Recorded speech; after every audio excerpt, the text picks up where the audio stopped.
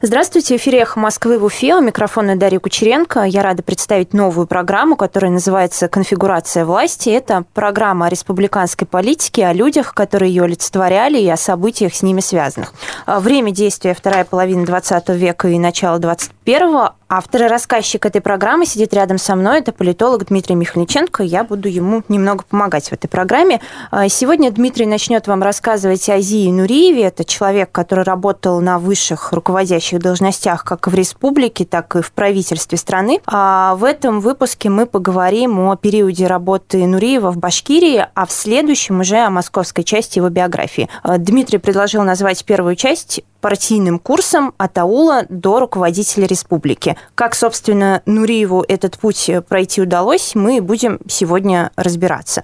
Итак, Зия Нуриев родился в начале прошлого века. В какой семье и каким, собственно, было его детство? Да, он родился в 1915 году в Бирском уезде, в небольшом ауле, который называется Верхний Лачинтау, то есть в переводе с башкирского это означает «Соколиная гора». Большая семья у него была. Отец... Тогда это еще была часть Уфимской губернии, да? Да, это 1915 год, до революции, по сути. Революция уже близилась, его отец отслужил в армии, участвовал в Первой мировой, вернулся, но заболел брюшным тифом и умер достаточно рано. То есть его воспитывала мать, огромную семью, но у них были бабушки, дедушки, в общем-то, жилось им не сладко, но все этапы советской власти, становления и закат этот человек прошел. То есть самым главным для него моментом детства было это попасть в школу. Он пошел учиться раньше. Тогда брали 8 лет, он пошел учиться в 6. А что, была какая-то сложность с тем, чтобы попасть в школу? Ну, конечно, тогда уровень грамотности был невысок, учителей не хватало мест вообще. То есть учили где? Мулла у себя дома учил, там, и либо у богатых людей арендовали, там, они, условно говоря, площади, да, и, собственно, там был образовательный процесс. Ну, то есть мы же говорим, это начало 20-х годов, это советская власть, только становление, гражданская война. Соответственно, после этого он попытался пойти учиться дальше. Это был опорный пункт Бирск, 8 километров. После школы он поступил в Институт народного образования, получил специальность преподаватель истории. Несколько лет он проработал историком в школе, преподавателем, да, соответственно, учителем истории. После этого он уже работал по партийной линии.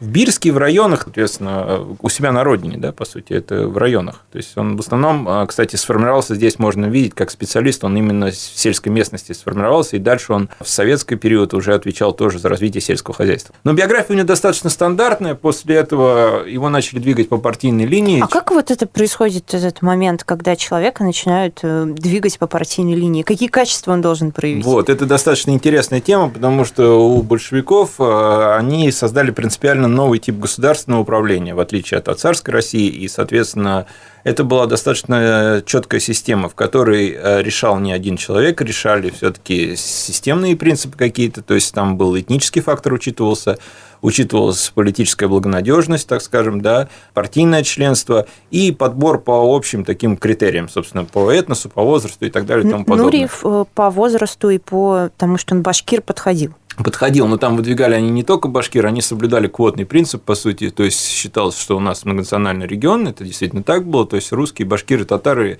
они одинаково получали, скажем так, возможность для развития. И вот по партийной линии, и он про это, на самом деле, в своей книге «От аула до Кремля» хорошо рассказывает, конечно, ему приходилось там с кем-то договариваться, но, в общем-то, пошла его карьера. Сначала это было районный отдел народного образования, потом он занимался сельским хозяйством, его двигали там по разным районам. Вот, соответственно, он работал в Кигах, Кигинский район, и потом уже, значит, он переехал в Уфу именно как заведующий сельхозотделом обкома партии. Структура управления республикой тогда была достаточно сложная, она сейчас, наверное, многим непонятна уже. Ну, понятно, что все решала партия. То есть партия определяла генеральную линию.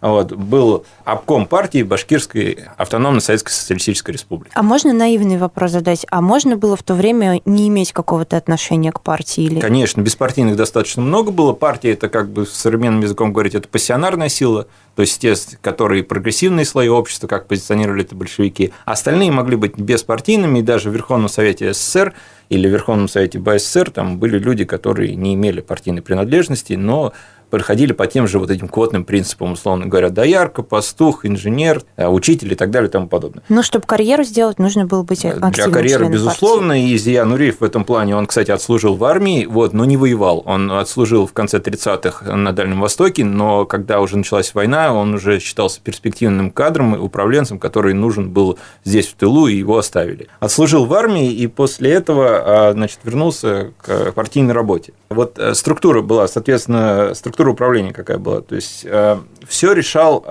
обком партии КПСС в Башкирии, да, то есть в данном случае. То есть он получал установки Центрального комитета Коммунистической партии Советского Союза. Дальше спускалось все. Был Совет министров. Это как нынешнее правительство, здесь понятно.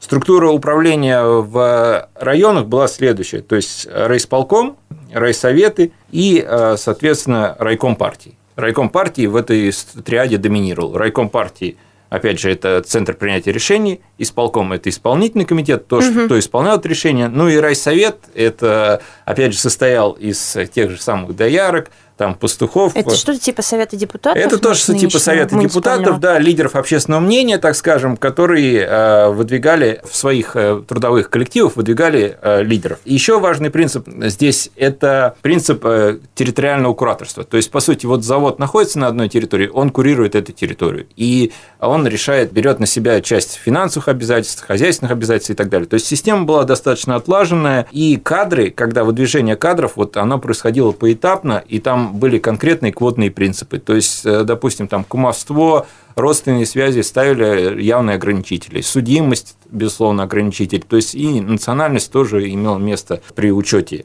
тех или иных характеристик. Но говоря о Нуриеве, по сути, он сформировался именно как перспективный кадр из пролетариата, да, собственно, из крестьянства бедного. Ну, вы уже говорили, что по всем этим критериям, в принципе, он подходил. Да, но говорить о том, что вот его взлет только этим критериям обязан, я бы не стал, потому что там, безусловно, было стремление к карьерному росту. Вот, об этом свидетельствует то, что он в конце 50-х годов несколько лет отучился в высшей партийной школе при ЦК ВКПБ. Значит, и там он рассказывает в своей биографии, что когда он сидел, читал в аудитории «Капитал», штудировал Маркса, пришел Мао Цзэдун и похвалил его, они пообщались, то есть достаточно интересные такие диалоги. Он рассказывает, что у него очень серьезная была плеяда там преподавателей, называет, например, такого медиевиста, как Сказкин, это действительно очень серьезный медиевист, то есть специалист по средневековой истории. И вот он уже в начале 50-х возвращается, так скажем, прокачавшись, да, получив образование, и это дает ему новые импульсы для развития. И он становится заведующим организационного отдела обкома партии. Это вот в начале 50-х годов. Кстати, в то время есть интересный факт, что в 1952 году Башкирская автономная социалистическая республика была разделена на две области. Это Уфимская и Стерлитамакская. Но быстро от этой идеи ушли и стала опять вновь единая. Насколько это тогда было почетно быть заведующим организационного отдела? Ну, я думаю, это как начальник управления администрации главы региона сейчас. То есть, это достаточно серьезная такая должность. То есть, это он уже полноценный, так скажем, представитель элиты. Чиновник. Административной элиты, да. Он женатый, у него уже есть там сын, вот, жена у него молодая, в общем, из детдома, 20 лет они поженились, то есть, в принципе, они прошли весь путь вместе. Важный момент, вот какой еще хочется отметить, все-таки какие люди помогли ему подняться. Это, прежде всего, нужно отметить Николая Беляева, это человек, который работал в Бирске, а потом 3 года руководил Казахстаном. Вот такая интересная ситуация. А что... как они познакомились? Ну, он работал в Бирске, там, в органах партийных органов. Но он старший его товарищ, то есть, да, и он ему помог. Там, видимо, он ему понравился как-то, каким-то личным качеством и так далее. И потом он рассказывает, Нуриев, в своей биографии, что мы встретились с ним позднее, и он говорит, что, да, не подкачал ты бирский, так скажем, обком, да, ты не подвел. То есть, а потом человек работал 3 года, руководил Казахстаном, то есть, это масштабно достаточно, да. И второе – это Игнатьев Семен Денисович, руководитель республики до Нуриева как раз, человек Маленкова считался. Маленков, вы знаете, там в конце 50-х годов был достаточно мощным, но поскольку в этой вот борьбе после смерти Сталина Маленков оказался, так скажем, в числе проигравших вместе с Берией, а выиграл Хрущев, Игнатьева постепенно отодвинули, но Нуриев рассказывает, что он помог ему потом, так скажем, когда тот был на пенсии, чтобы ему наградили орденом, это было важно для них. Вот. Но Игнатьев после Башкирии уехал в Татарию, а руководитель, собственно, стал Нуриев. Ну, вот мы сейчас на том моменте, когда он становится заведующим организационным отделом. Какой год еще раз? Это начало 50-х. Вот. Начало 50-х. Сколько проводит времени он на этом посту? Но он дальше начал двигаться по карьерной линии, стал вторым секретарем обкома, а в 1957 году он стал первым секретарем обкома КПСС в Башкирии. Просто давайте для понимания, а что входило в его обязанности? Чем он должен был заниматься, собственно? Заведующий сельхозотделом? Если сейчас вот сравнивать с нашим временем. Если мы говорим о сельхозотделе, да, то есть обкома партии, то это фактически кураторство сельского хозяйства. То есть это человек, который, вот, условно говоря, есть в правительстве, да, министр, а есть в обкоме партии, и обком партии важнее даже, возможно. Правильно ли я понимаю, что в то время, о котором мы говорим, вообще-то сфера сельского хозяйства, она была такой очень значимой? Да, безусловно, два столпа было, да, это индустриальное развитие и сельское хозяйство. И, собственно, вот осмотр всех районов, там, да, сельских, он начинался с осмотра полей, и тогда освоение целины, Башкирия тоже, кстати, в этом, это не только Казахстан, Башкирия, тоже юг Башкирии участвовал в освоении целинных земель, он рассказывает там истории, как он в Москве полемизировал, в том числе и с Будённым по этому поводу. То есть это уже потом другой его, да, период, когда он в Москву перебрался? Нет, это вот примерно мы говорим о то же самое. Ага. Да, то есть, вот. То есть, соответственно, это было достаточно важно. Ну, и в 1957 году он становится первым секретарем Башкирского обкома партии. Этот год еще важен тем, что это праздновалось 400-летие добровольного вхождения Башкирии в состав России. И вот он, собственно, с этого и начал. Да? Ну, мероприятия-то и так готовились, но важно, что именно ему было суждено проводить эти мероприятия. То есть, вот еще раз там резюмируем, да, 51-52 он работал заведующим отделом, да, дальше с 52 по 57 второй секретарь Башкирского обкома, это, по сути, второй человек в республике, и после ухода Игнатьева в Татарстан он становится первым человеком. И первое, что ему суждено делать, это вот принимать делегации, выступать с докладом о том, каким было это присоединение Башкирии в состав русского государства. Тогда было издано, кстати, много очень интересных документов, материалов, и позиционировалось это как добровольное. После того, как настали годы суверенитета, историки поменяли свою позицию, стали говорить о добровольно-принудительном характере. Но вот я помню, как историк читал эти шешере, родословные башкиры, там говорится о том, что вот такой фрагмент прямо у башкир, значит, племени Юрматы, по-моему, значит, и я, не имея возможности придумать что-нибудь еще, взял с собой Татигач-Би и поехал к Белому царю. Вот буквальная цитата. А в тексте 1957 года изданном вот эта фраза «не имея возможности придумать что-то еще», она исключена.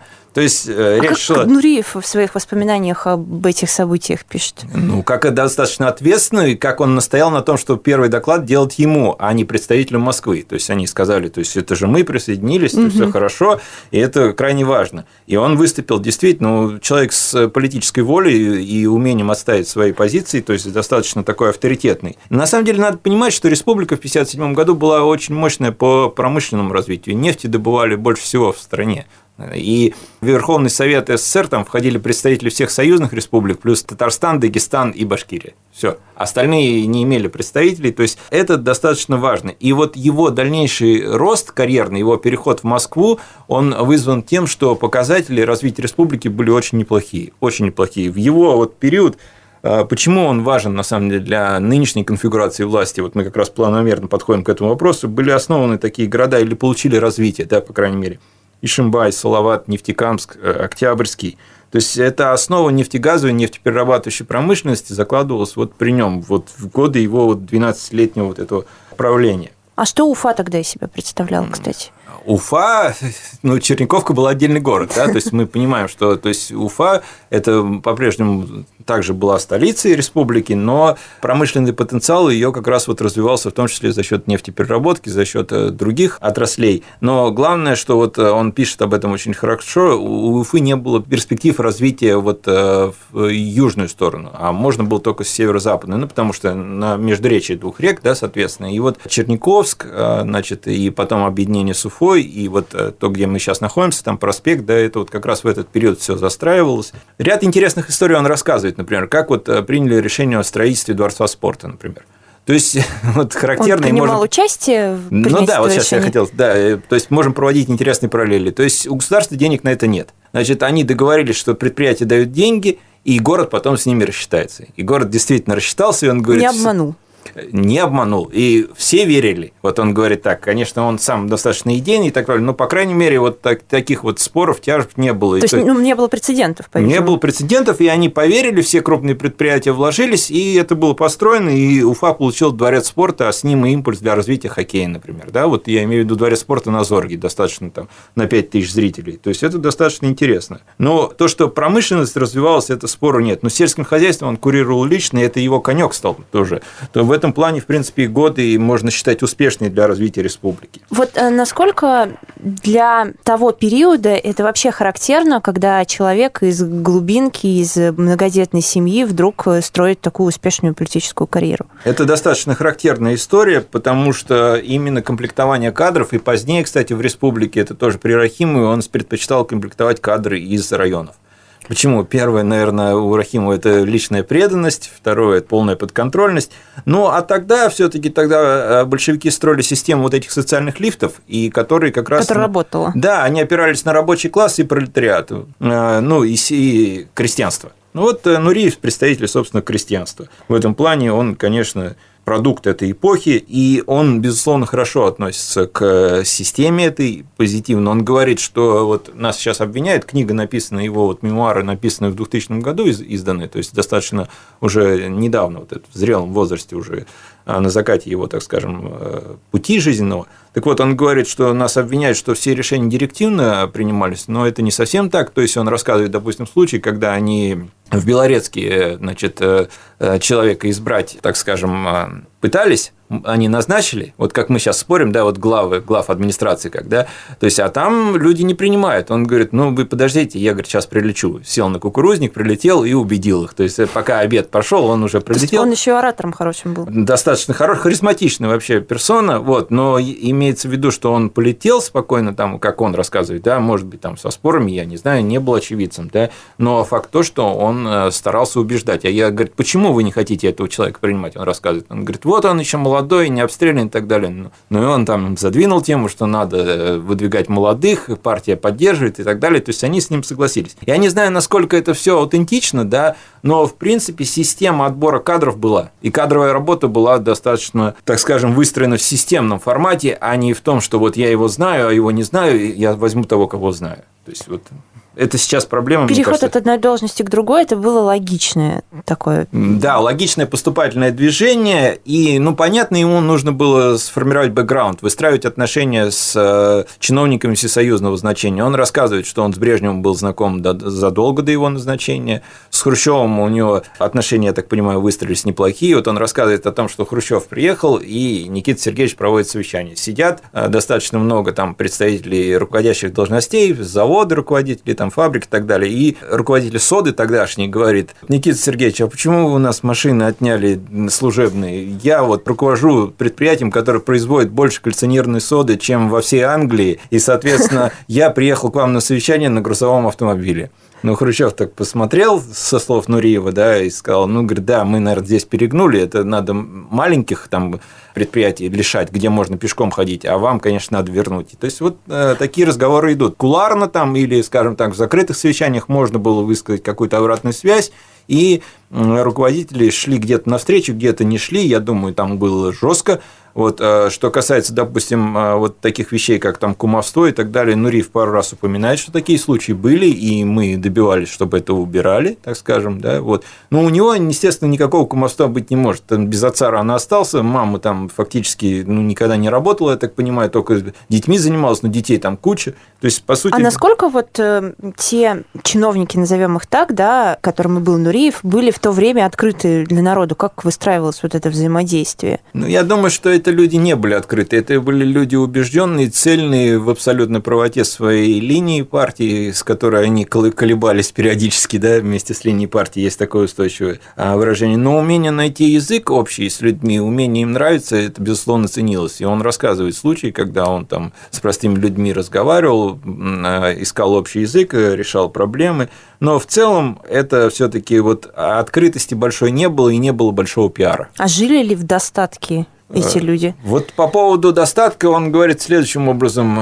и образа жизни. Мы с Акназаровым, да, это его зам первый, фактически второй секретарь в республике, да, то есть обкома, а мы с ним придерживались четкого правила. Я уходил в отпуск, значит, в октябре, он в ноябре, то есть, там не на весь месяц, отдыхали 2 раза в год, он отдыхал, ездил в Барвиху, в Сочи, там, Кисловодск. Нормально. Нормально более-менее, да. Дачи были служебные, машины служебные, инвестиционных проектов не было, откатов я не знаю, но... То есть, фактически там система была сложена таким образом, что накопление средств оно было не приоритетным. Потому что, допустим, про Шакирова, если мы будем еще говорить, мне рассказывали очевидцы, он относился к своей республике как к своей собственности. Но если взять фактическую его собственность, то у него была дача и квартира, ничего больше. Если удалось вам найти в каких-то воспоминаниях об этом человеке, то скажите, чтобы понять, что у него, собственно, был за характер. Он был скорее таким строгим и властным или скорее мягким? Во-первых, это был хороший специалист, который умел считать, умел выстраивать правильные модели. Когда он позднее стал министром заготовок в советском правительстве, да, и заместителем Косыгина. То есть, он был долгое время заместителем Косыгина. А если мы говорим о персоне Косыгина, то, наверное... Мы, наверное, об этом подробнее во второй части нашей программы поговорим. Это достаточно мощный специалист. Нуриев, на мой взгляд, это менее авторитарный, чем Шакиров. Достаточно человек умный, стремящийся избежать конфликтности, но твердый и решительный. В принципе, из того, что мы можем прочитать в его книге, понимаете, он там не особо не размышляет. Он как Цезарь рассказывает: я пошел туда, сделал это. Это свойственно жанрам биографии таких аттестационного характера. Есть же биографии, когда человек говорит, почему он принял это решение, по каким причинам, какие его мучения, думы и так далее. Здесь ничего нету, здесь просто регистрация фактов и так далее. И, в принципе, он шел верным путем. И то есть, я так понимаю, что у него отношения с коллективом складывались хорошие, с номенклатурой тогдашней достаточно хорошие. И он, когда ушел из республики, он поставил своего человека, это был Шакиров. Мы, собственно, уже приблизились, к этому периоду, когда он перешел работать из республики в Москву, и я думаю, что мы поговорим об этом уже во второй части нашей программы. А эту программу мы завершаем. Это была «Конфигурация власти». Вела ее Дарья Кучеренко. Рассказывал вам о Азии Нуриеве Дмитрий Михальниченко. Спасибо. До свидания. До свидания.